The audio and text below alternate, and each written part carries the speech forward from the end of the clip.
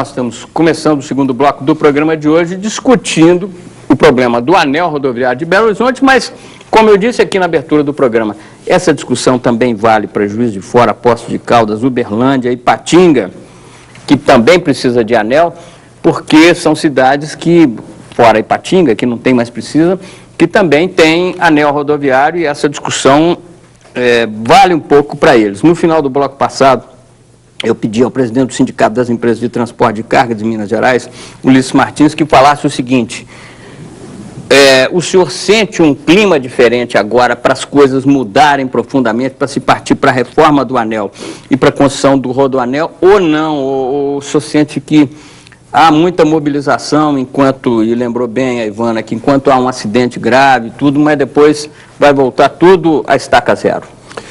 Sinto que tem uma evolução, estamos melhorando, a sociedade está mais ativa e participativa, cobrando da sociedade política ações mais vigorosas, mais enérgicas, de forma a atender às necessidades dela.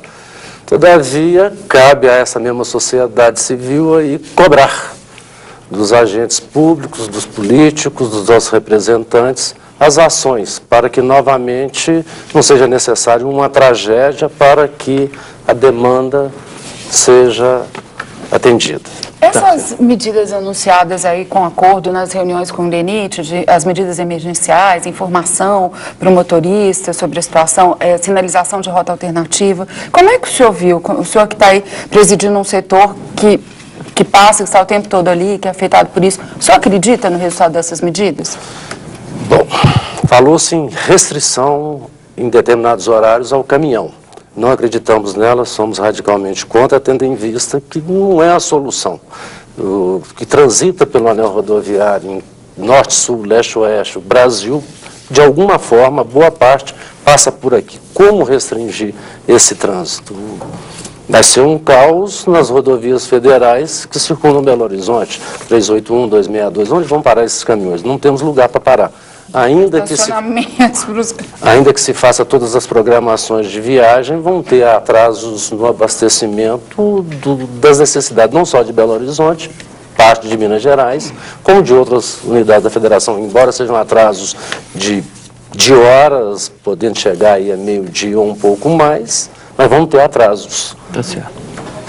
Deixa eu colocar. Sim, e além do que você precisa e vai falar, também eu queria que você nos respondesse. A Assembleia realmente vai criar uma comissão? A Assembleia vai criar, tem a comissão de transporte, eu acho que vai ser uma reunião, um foco de reunião, logo nesse início de trabalho. Formou-se a comissão de transportes, mais 2, 3 dias, nós vamos saber os membros e nós estaremos juntos, à mesa da Assembleia, sob a direção do deputado Diniz Pinheiro, nós estaremos entrando nessa luta mais uma vez. Nós já lutamos pelas passarelas, já lutamos pela iluminação e agora nós vamos lutar por um anel, um rodoanel mais humano. Mas eu queria saber do presidente, não só eu tenho certeza os outros deputados que aqui estão, se o senhor fosse deputado estadual, se o senhor fosse deputado federal, se o senhor tivesse condição de usar o meu mandato e o mandato dos companheiros aqui, qual que era a solução para o anel?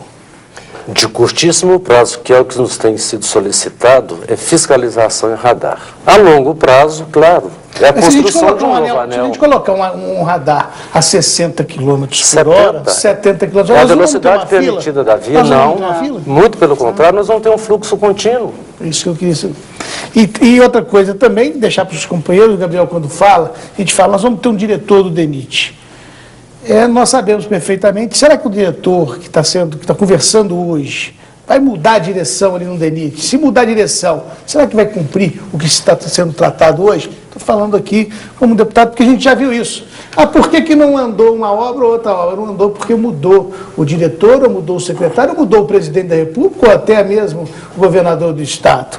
E a Dilma, será que ela vai dar a mesma atenção que o Lula deu para o Estado de Minas Gerais? Porque até a gente está vendo aí até os poucos ministros que nós temos nesse governo. Será que nós vamos ter essa atenção? Lembrando, como eu disse na abertura do programa, que o presidente do DENIT foi chamado para participar do nosso programa, ou para enviar um representante, e dizia que não podia vir, nem podia mandar representante, então eu só estou esclarecendo isso. Bom, Só mais uma, se você quiser também falar, mas eu só queria que, depois que você falasse, Gabriel, que vocês dois, deputados federais, PSDB e PT, falassem também sobre uma importante decisão que teria sido tomada pelos dois partidos de dialogarem em favor de Minas, inclusive no Congresso Nacional, tanto buscando soluções para o anel quanto para outras obras aí necessárias para Minas Gerais. Respondendo à pergunta do deputado Alencar da Silveira, com certeza o governo federal, a presidente Dilma, vai continuar o trabalho do presidente Lula, que é um governo que não tem coloração partidária, não tem compromisso, o compromisso não é feito pelo diretor, o compromisso é feito pelo governo.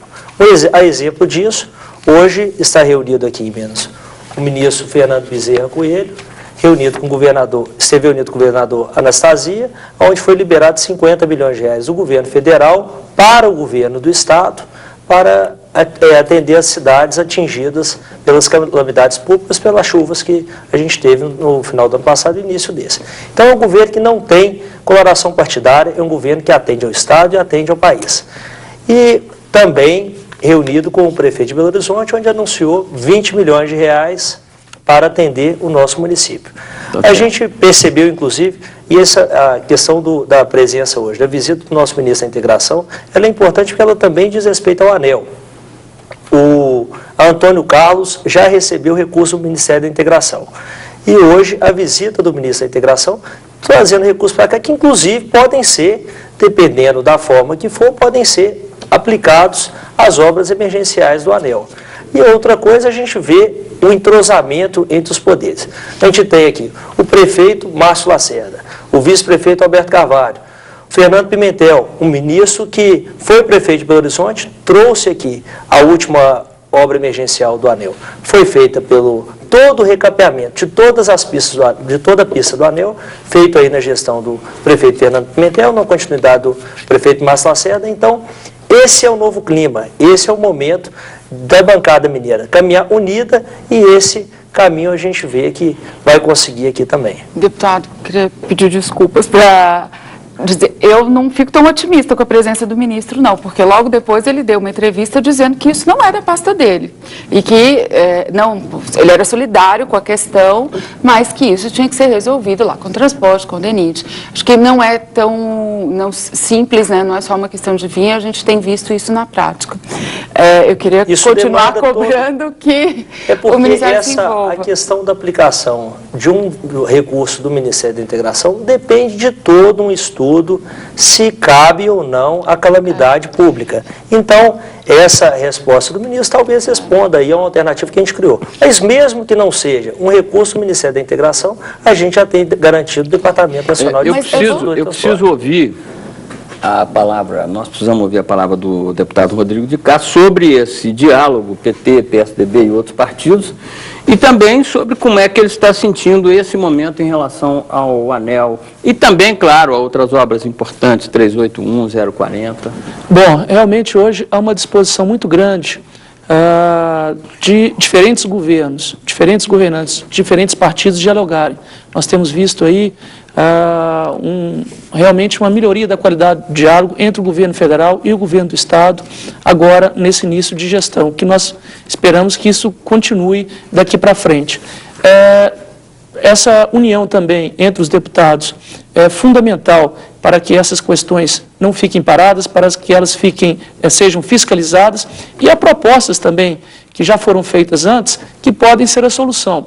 Nós sabemos hoje que há uma diferença de qualidade gritante entre as rodovias conservadas pelo governo de Minas Gerais e as rodovias conservadas pelo governo federal. As rodovias conservadas pelo governo de Minas Gerais, isso está no relatório, inclusive da Confederação Nacional dos Transportes, estão em melhores estados do que as rodovias federais. E há uma proposta do governo do estado para que o governo federal transfira a responsabilidade da conservação de toda a malha viária de Minas, ou seja, de todas as estradas de Minas, para o governo do estado. Que é o mais lógico, que você tem hoje um órgão, DENIT, que é um órgão sediado em Brasília, para solucionar problemas de estradas de todos os estados. Quando se você tem um órgão no estado, é claro que a atuação será muito mais pontual e muito mais eficaz. Portanto, nós esperamos nesse momento, uma sensibilidade do governo federal para essa questão, por exemplo, poderia ser resolvida de maneira estrutural. Olha, nós temos esses recursos que nós alocamos para Minas, se vocês alocarem, vocês terão muito mais sucesso, toma aqui o recurso, a responsabilidade é sua. O governo do Estado aceita essas condições, quer essas condições, já mandou, inclusive, hoje, a governadora Anastasia já informou que já mandou um ofício dessa maneira ao governo federal e ainda não obtivemos resposta.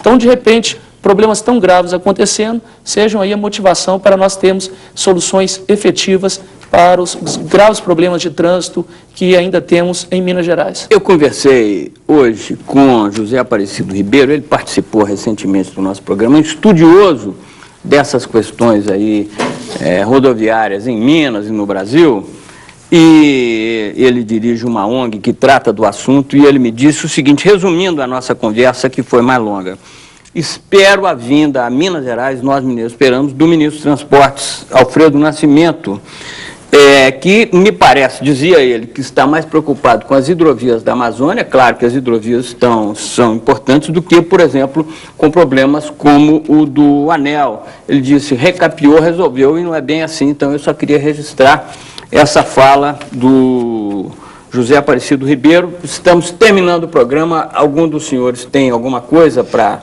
dizer que... Não é nenhuma pergunta agora que não dá tempo, mas pontuar que todos falaram na necessidade da discussão técnica, e eu acho que esse é o ponto, porque me preocupa muito decisões que têm um apelo da opinião pública, restringir os caminhões de circular, que aí na prática isso não se mostra viável, economicamente viável, e aí acaba dando em nada. Acho que a gente tem que encontrar a solução, a melhor solução técnica para a questão. Sua opinião sobre esse assunto em 10 segundos, por favor.